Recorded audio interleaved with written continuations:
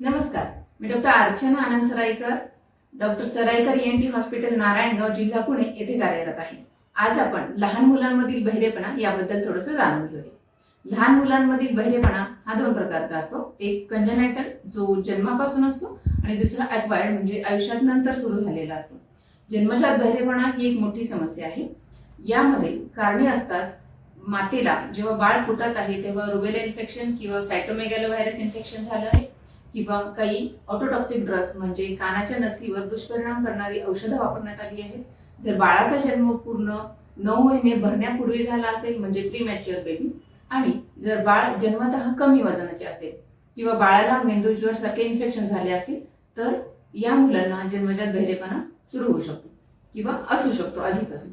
तर हा जन्मजात बहिरेपणा कसा ओळखावा किंवा बाळ ऐकतंय की नाही याची शंका कधी यावी, तर 3 ते 4 महिन्याचं बाळ जर आवाजामुळे दचकत नसेल, जर 10 ते 12 महिन्यांमधील बाळ मामा, बाबा, दादा असे सोपे शब्द जर बोलत नसेल किंवा 1 वर्षापुढील बाळ जर त्याला आवाज दिल्यानंतर तुम्हाला प्रतिसाद देत नसेल तर समजावे की ह्या बाळाला ऐकायला कमी येते आहे। अशा मुलांना जवळच्या कान नाक घसा तज्ञांकडे न्यावे आणि त्यांची योग्य ती तपासणी करून घ्यावी।